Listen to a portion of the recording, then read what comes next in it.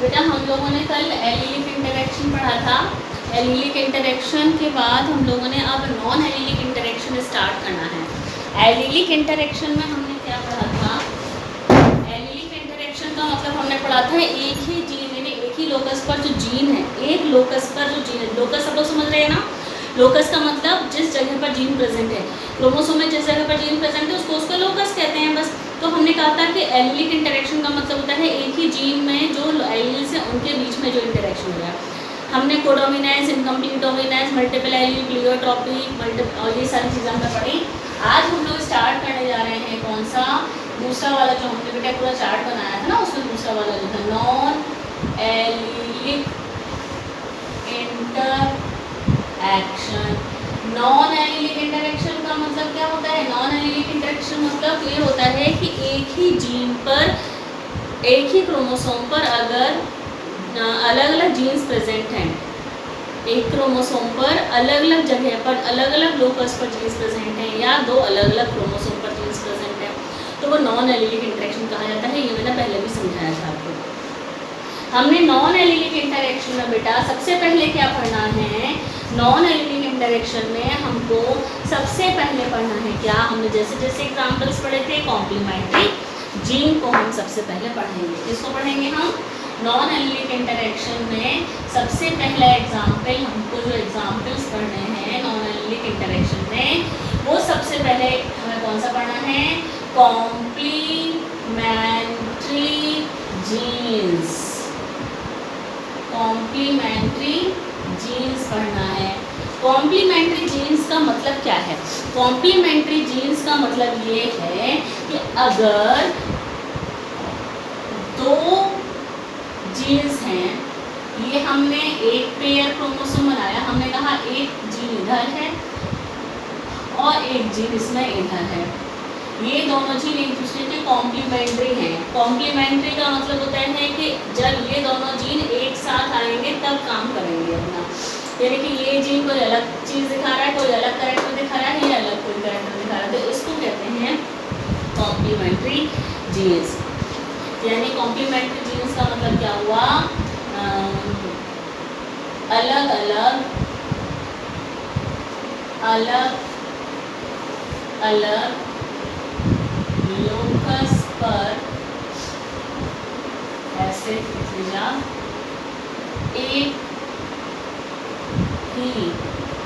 एक ही क्रोमोसोम पर, एक ही क्रोमोसोम पर अलग अलग लोकस पर, एक ही क्रोमोसोम पर अलग अलग लोकस पर उपस्थित जीन्स या दो क्रोमोसोम पर या दो क्रोमोसोम्स पर उपस्थित जीन्स को कहते हैं कॉम्प्लीमेंट्री जीन्स। जैसे कि ये एक पेयर क्रोमोसोम, ठीक है, इसको हम एग्जाम्पल के जरिए समझते हैं बेटा, इसको हम एक एग्जाम्पल से समझेंगे और वो एग्जाम्पल हमें क्या लेना है? ये कॉम्प्लीमेंट्री जीन का जो एग्जाम्पल हमको लेना है वो हम लेंगे लेथायरस ऑडोरेटस। लेथायरस ऑडोरेटस बेटा ये स्वीट पी कहलाता है। क्या है ये? Sweet pea. ठीक है, मेंडल ने अपने एक्सपेरिमेंट किए थे किस पे? गार्डन पी पर, लेकिन ये हम बात कर रहे हैं लेथायरस ऑडोरेटस जो कि स्वीट पी होती है। ये खाते नहीं है, इसको इसके फूलों की वजह से उगाया जाता है। लेथायरस ऑडोरेटस है तो मटर जैसा दिखता है बिल्कुल, लेकिन इसको खाया नहीं जाता है, इस मटर को, इसको लेथायरस ऑडोरेटस को इसके फूलों की वजह से उगाया जाता है। ठीक है, तो हमने कहा इसके जो फ्लावर के कलर होते हैं, लेथायरस ऑडोरेटस में फ्लावर कलर जो होता है, दो तरीके के फ्लावर होते हैं इसमें। एक तो होता है पर्पल कलर का फ्लावर और एक होता है पर्पल कलर का फ्लावर, एक होता है वाइट कलर का फ्लावर। तो लेथायरस ऑडोरेटस में दो तरीके के फ्लावर्स होते हैं, पर्पल और वाइट। पर्पल और वाइट।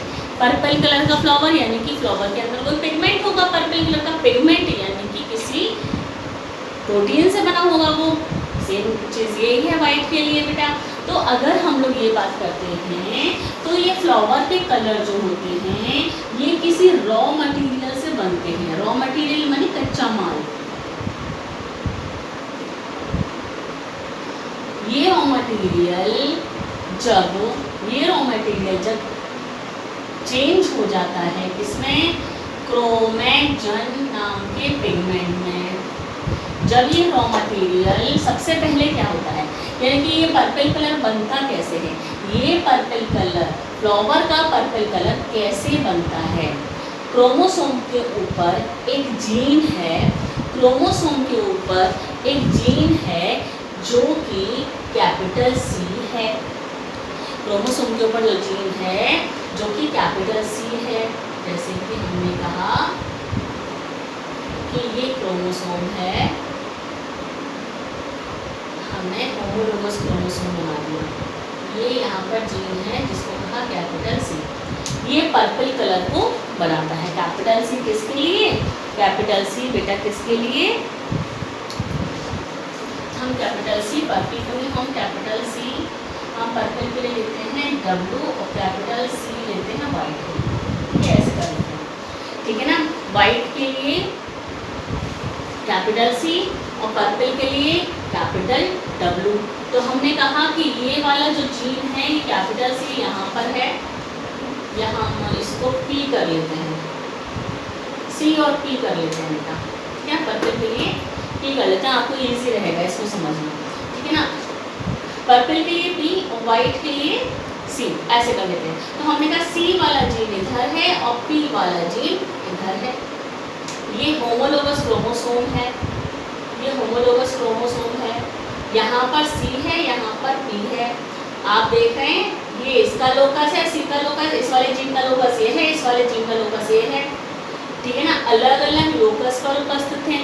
क्रोमोसोम सेम है, क्रोमोसोम नंबर तो सेम है ना, क्रोमोसोम नंबर तो सेम है बेटा, यानी होमोलोगस क्रोमोसोम ही है, होमोलोगस क्रोमोसोम ही तो है बेटा, होमोलोगस क्रोमोसोम है। तो इसमें C यहाँ पर है और P यहाँ पर है। या हम इसको ऐसे भी कर सकते हैं, या करके आप इसको ऐसे लिख लीजिए कि ये एक पेयर A और एक पेयर A, एक होमोलोगस क्रोमोसोम ये है, एक होमोलोगस क्रोमोसोम ये है। यहाँ पर C है, यहाँ पर P है।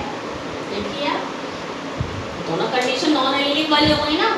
एक ही क्रोमोसोम पर अलग अलग लोकस पर उपस्थित या अलग अलग क्रोमोसोम पर उपस्थित जीन, ये अलग अलग क्रोमोसोम पर उपस्थित जीन दिखा दिए। दो जीन है C और P।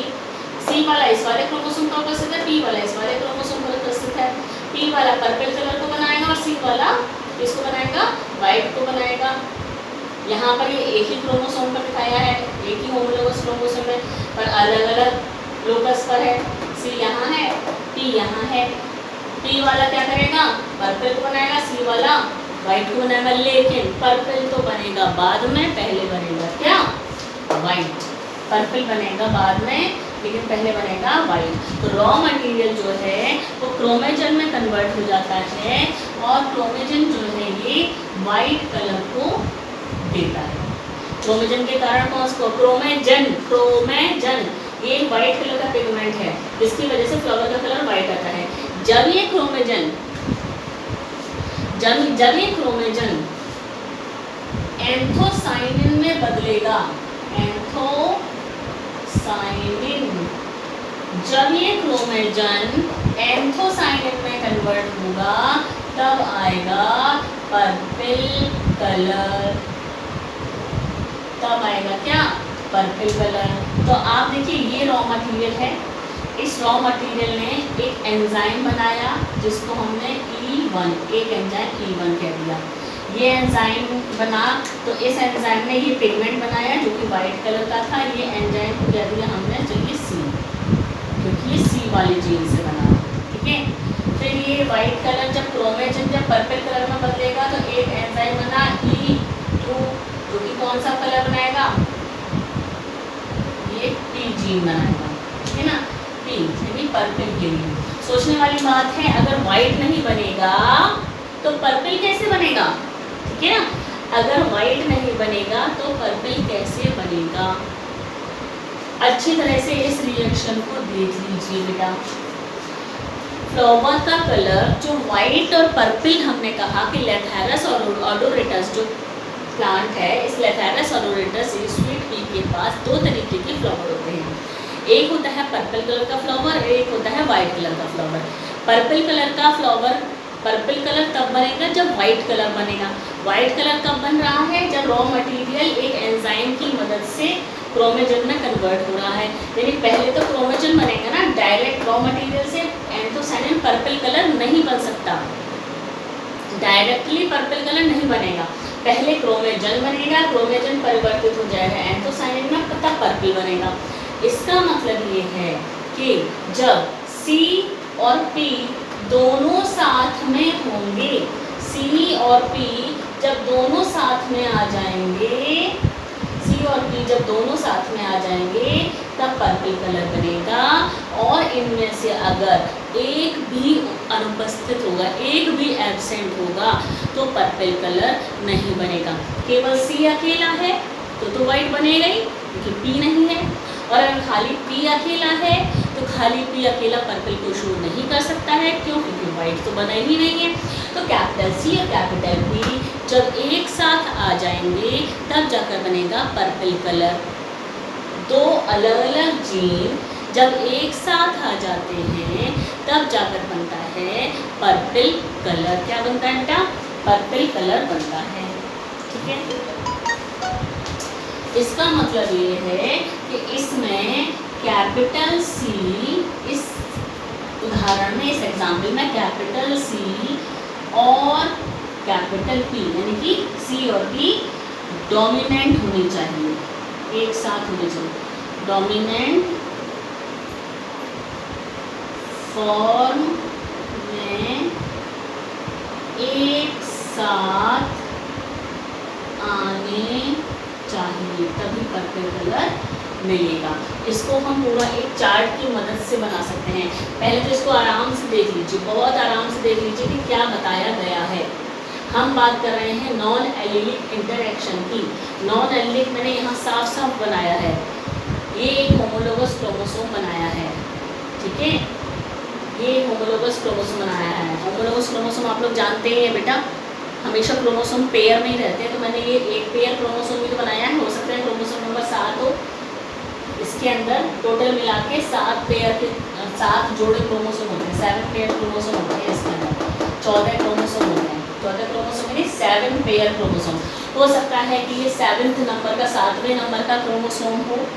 उस 7वें नंबर के क्रोमोसोम में होमोलोगस ही तो कह रहे हैं हम लोग, एक पेयर है ना, एक क्रोमोसोम के पास जीन यहाँ पर है, C वाला और P वाला यहाँ पर है। ये दोनों अलग अलग हैं। जब ये दोनों साथ साथ आ जाएंगे, जब ये दोनों साथ साथ आ जाएंगे तभी पर्पल कलर को शो करेंगे। तो ये कंडीशन भी हो सकती है नॉन एलिलिक की, और नॉन एलिलिक की ये कंडीशन भी हो सकती है। अलग अलग क्रोमोसोम हैं, क्रोमोसोम अलग अलग हैं, जीन भी अलग अलग है, पर जब एक साथ आ जाएंगे, एक साथ कब आएंगे? Crossing over. एक साथ कब आएंगे? जब क्रॉसिंग ओवर होगी तब। ठीक है, एक साथ कब आएंगे बेटा? जब क्रॉसिंग ओवर होगी तभी एक साथ आएंगे। ठीक है, एक साथ आने का कारण ये है जब क्रॉसिंग ओवर होगी तभी एक साथ आएंगे। ये इस तरीके से भी हो सकता है या फिर इस तरीके से भी हो सकता है। आप देख लीजिए, जैसे ये मैंने इसमें अलग अलग कुछ को बता दिया है ना, ये ऐसा भी हो सकता है कि एक ही क्रोमोसोम है, उसमें यहाँ C और यहाँ ये भी हो सकता है, दो अलग अलग लोकस, एक ही क्रोमोसोम अलग अलग लोकस। ये होमोलोगस क्रोमोसोम अलग अलग लोकस, कैसे भी मान लीजिए। ठीक है, आप एक ही क्रोमोसोम पर देख लीजिए, आप P इधर है, C इधर है, ठीक है ना, अलग अलग है। एक साथ जब आ जाएंगे तब जाकर पर्पल कलर को शो करेंगे। ये कंडीशन भी हो सकती है होमोलोगस पेयर, ऐसा भी हो सकता है। नॉन एलिलिक का मतलब यही है, अलग अलग जगह पर जीन उपस्थित है, एक ही नहीं। ठीक है ना, एलिलिक होता है तो सिर्फ इसी की बात हो रही होती है। नॉन एलिलिक यानी दो अलग अलग जगह पर जीन प्रेजेंट है। ठीक है, तो ये हम हमने कहा लेथायरस रूडेंस में पर्पल और वाइट कलर के फ्लावर होते हैं। पर्पल कलर का फ्लावर तब बनेगा जब वाइट बनेगा। तो एक रॉ मटेरियल होता है जिससे कलर्ड पिगमेंट बनते हैं। ये रॉ मटेरियल सबसे पहले क्रोमेजन नाम के पिगमेंट में कन्वर्ट होगा। ये क्रोमेजन क्या है? ये क्रोमेजन, मैं इसको हिंदी में लिखूँ यहाँ, क्रोमेजन। और ये क्या है?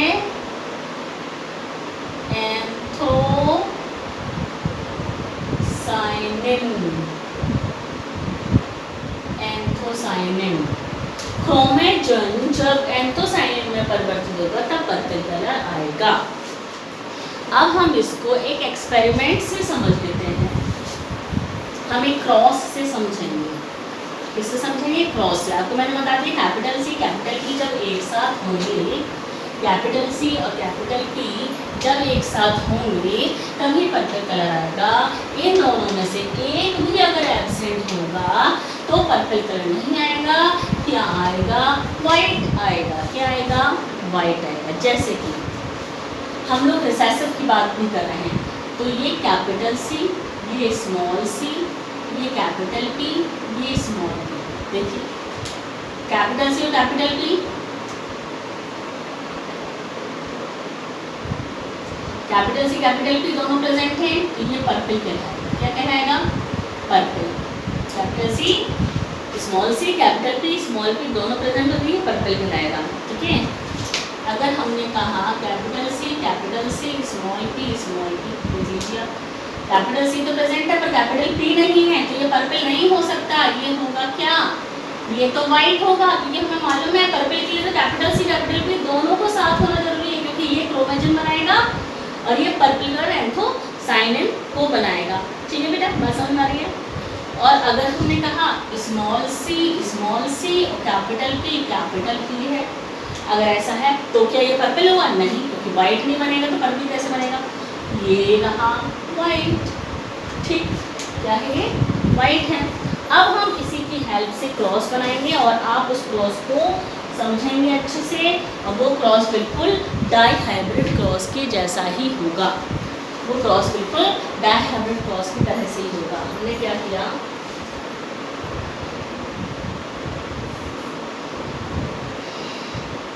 कैपिटल सी कैपिटल पी, ये क्या है? पर्पल कलर के फ्लावर को, ये पर्पल कलर का फ्लावर है जिसको क्रॉस कराया गया किसके साथ? स्मॉल पी के साथ, यानी कि वाइट कलर के फ्लावर से क्रॉस कराया गया। ये पेरेंट है, ये लिख दिया मैंने, पेरेंट। ये पेरेंट्स हैं। सेम तरीके से क्रॉस करना है। इसके गैमेट बना लीजिए। गैमेट कौन से बनेंगे? इसके सेम डाइहाइब्रिड क्रॉस है जो आपको बताया गया है मेंडल वाला। कैपिटल सी और कैपिटल पी दो तरह के गैमेट आ गए इसमें। इसके गैमेट कौन से आए? Small C. ठीक है, गैमेट बन रहा है, ये गैमेट ये गैमेट। फिर इसका क्रॉस करा दीजिए। आपने क्रॉस कराया तो capital C capital P small P, capital C capital P दोनों प्रेजेंट है, तो ये कैसा आया? पर्पल। यहाँ तक तो मेंडल का F1 जनरेशन जैसा सही चल रहा है। मेंडल ने भी यही कहा था कि F1 जनरेशन डोमिनेंट पेरेंट की जैसी होती है, यानी कि ये आपको पर्पल दिखाई दे रहा है, फिनोटाइप ठीक है। फिर हमें मालूम है कि यहाँ पर हमें क्या कराना होता है? सेल्फिंग करानी होती है, यानी कि सेल्फ पॉलिनेशन, यानी इसका क्रॉस इसी से करवा देंगे।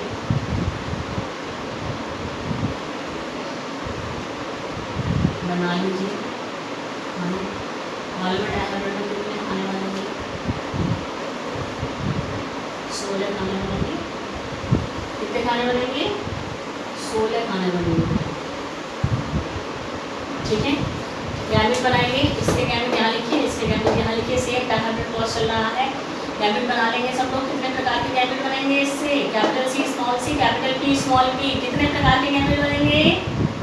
एक हेटेरोजाइगस पेयर ये है, एक हेटेरोजाइगस पेयर ये है। ठीक है, 2 की पावर n करेंगे, 2 हेटेरोजाइगस पेयर हैं, 2 दूनी 4 प्रकार के गैमेट बनेंगे। कौन कौन से बनेंगे? फॉक मेथड आपको मालूम है, फटाफट फॉक मेथड कर लेते हैं हम लोग। ठीक है, ये फॉक मेथड, कैपिटल सी लिख दिया, स्मॉल सी लिख दिया। ये बनाइए कैपिटल पी और इसके पास स्मॉल पी, सेम ऐसा ही इसके पास भी कैपिटल पी, इसके पास स्मॉल पी। अब गैमेट लिख दीजिए, कैपिटल सी इससे बनाइए, कैपिटल सी स्मॉल पी इससे बनाइए, सी कैपिटल पी, इससे बनाएंगे स्मॉल सी स्मॉल पी। 1 2 3 4 4 जगह मिला गई लिख दीजिए इसको। Capital C capital P, capital C small P, small सी कैपिटल पी और small C small P.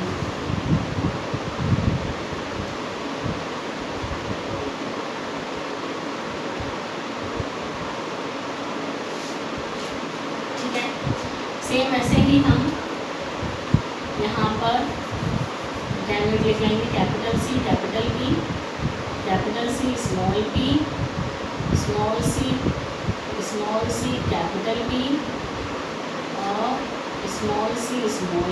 Same cross कराइए, इसका इससे कराइए तो क्या आएगा, कैपिटल सी कैपिटल पी।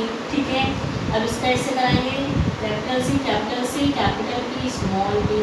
इसका इससे कराइए, कैपिटल सी स्मॉल सी कैपिटल पी और कैपिटल पी। इसका इससे कराइए तो कैपिटल सी स्मॉल सी कैपिटल पी और स्मॉल पी।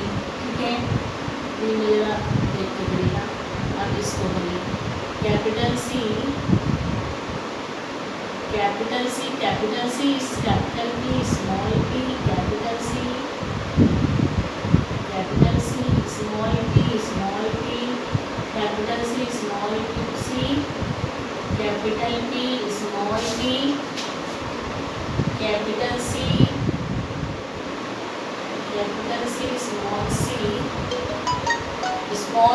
Small P. अब तीसरा, कैपिटल सी स्मॉल सी कैपिटल पी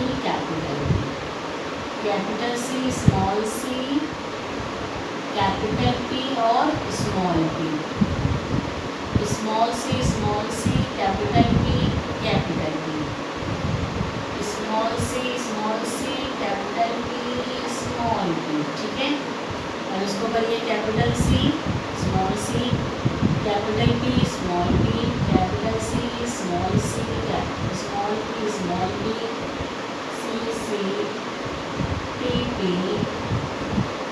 सी सॉरी ये आएगा आपका पी और ये आएगा सी। अब हमारे पास ये आ गई F2 जनरेशन।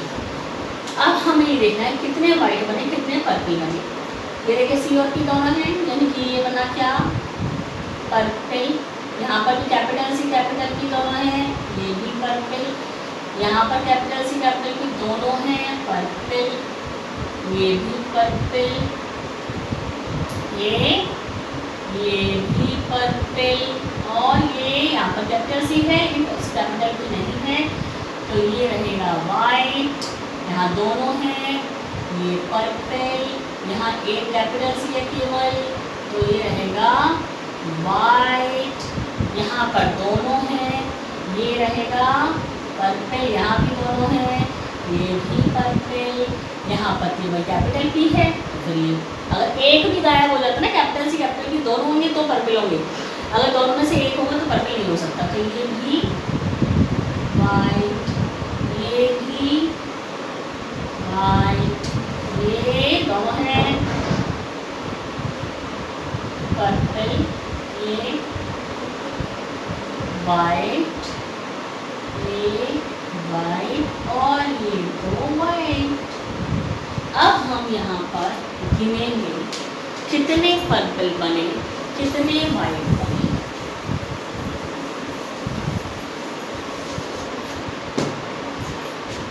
पर्पल गिनिए, पर्पल 1 2 3 4 5 6 7 8 और 9 आए पर्पल। वाइट कितने आए, 1 2 3 4 5 6 7। वाइट आए कितने, 7।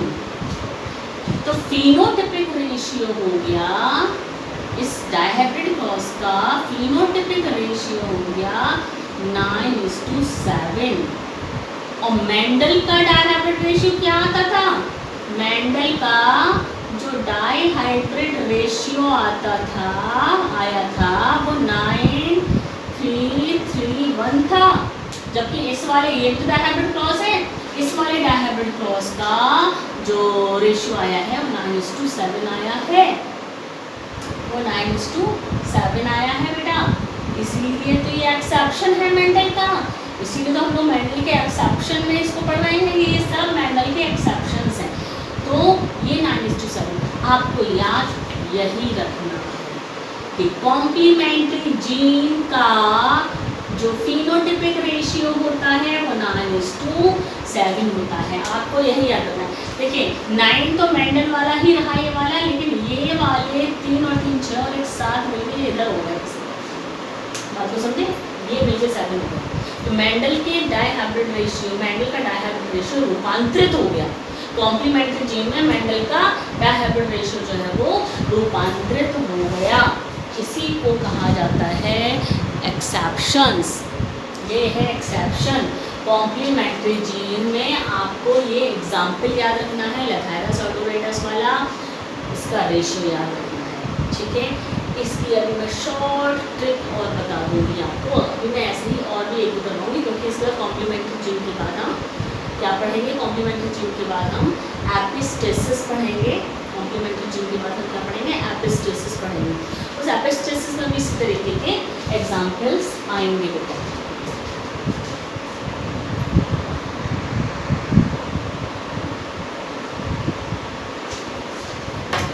बेटा ये क्वेश्चंस लिखे हैं मैंने, ये क्वेश्चन सॉल्व करिएगा। कौन सा करेक्टर मेंडल ने नहीं अपनाया? स्टेम की हाइट, ट्राइकोम, सीड का कलर या पॉट की शेप। इनमें से ऑप्शन में से आप चूज करके हमें बताइएगा कि कौन सा करेक्टर है जो मेंडल ने नहीं अपनाया था। ठीक है, दूसरा क्वेश्चन मैंने जो दिया है वो है हस्बैंड तथा वाइफ के जीनोटाइप। हस्बैंड और वाइफ की जीनोटाइप ये और ये है, यानी ये हस्बैंड का जीनोटाइप है, ये वाइफ का जीनोटाइप है। इनकी जो संतानें होंगी उनमें कितने प्रकार के जीनोटाइप और कितने प्रकार के फिनोटाइप बनेंगे, उनमें कितने प्रकार के जीनोटाइप और कितने प्रकार के फिनोटाइप बनेंगे, ये आपको बताना है।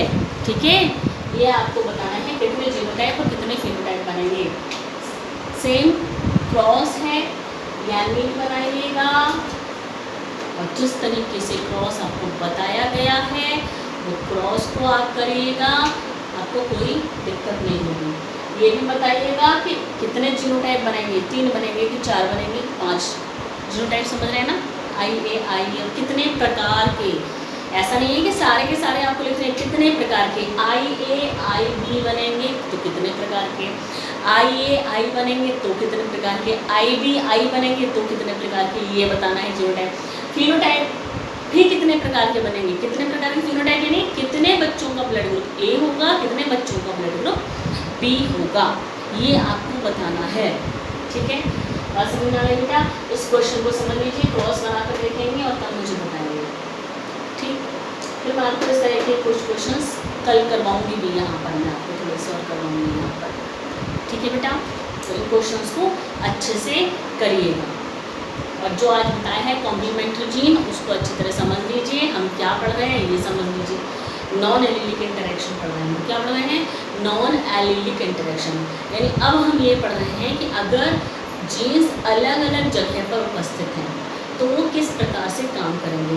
जीन्स का मतलब हमेशा याद रखिएगा, जीन अपना काम कर रहा है, यानी कि वो जीन प्रोटीन को बना रहा है, ये काम कर रहा है। वो कौन सा प्रोटीन बना रहा है, कौन सा प्रोटीन मतलब कि वो जीन जो प्रोटीन बना रहा है आखिरकार वो कौन सा कैरेक्टर हमारी बॉडी के अंदर या किसी प्लांट की बॉडी के अंदर डेवलप कर रहा है, सिर्फ इस चीज़ को समझने वाली बात है।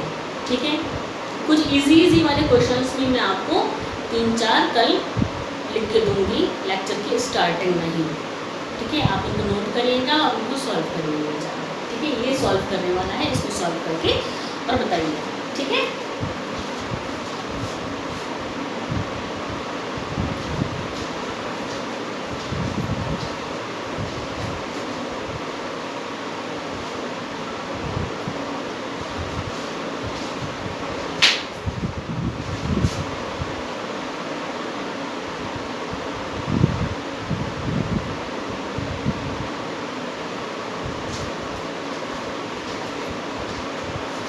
एक क्वेश्चन और बताइएगा, एक क्वेश्चन और मैं लिख रही हूँ कि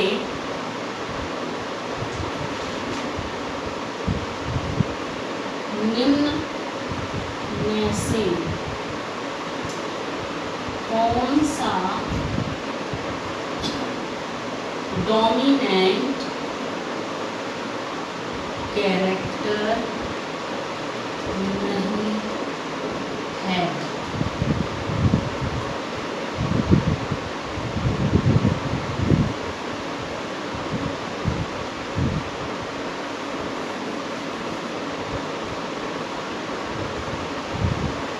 इनफ्लेटेड और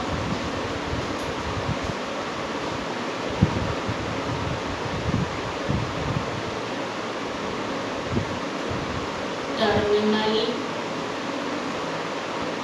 फ्लावर